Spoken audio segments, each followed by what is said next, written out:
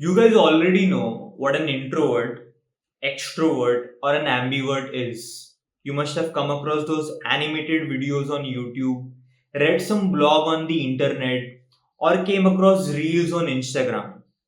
Broadly speaking, an introvert wouldn't socialize as much as an extrovert would, and an ambivert would be the mix of the two. Be it an introvert, extrovert, or an ambivert, they all come with their own set of pros and cons.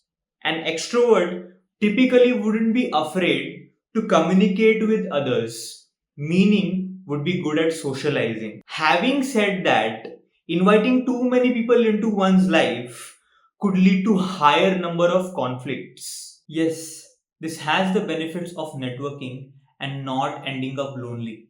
But it does come with its own setbacks.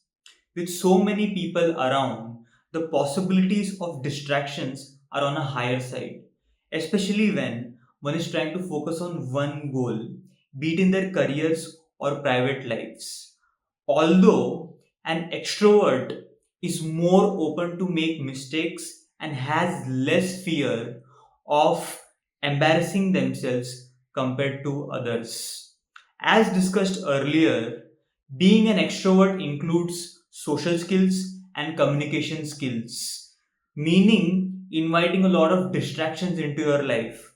Having said that, it could also bring growth if you choose or if you surround yourself with the right people. That doesn't mean an introvert cannot have growth in their careers or private lives. It's just that an extrovert would have higher chances of growth. You cannot learn anything new until you meet another person. Getting into the zones of introvert, these sort of people usually like their own company. They try to avoid too many unnecessary interactions in their lives. In some cases, some introverts do want the life of an extrovert but are too afraid to take the first step and interact with somebody. And in some cases, they just don't know how to. In such scenarios, you would usually find these people scrolling through the screens on the internet, too much into their PlayStation or reading too many manga comics. What happens over here is that these category of people are usually telling themselves that it's okay to not interact with anybody. They're practicing their minds and bodies to be this way. It's not that this is something which cannot be worked on, it's just that breaking a habit could have its own system and efforts. However, as much as socializing is significant, being alone could come with its own set of benefits. To support the idea of introverts, it could be really peaceful and quiet when there is no one around, especially when the world is so chaotic. An individual could relish some stillness, which is rare these days. To back it up even further, have you ever experienced a moment when you're trying to convey something to somebody and it ends up being misconstrued? This brings me to an assumption that language is imperfect.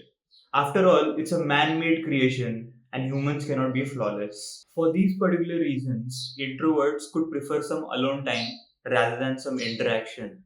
There is, as such, nowhere officially stated or any sort of prophecy dictating that what's the right personality. You can choose your dreams and goals and shape your reality in your own way.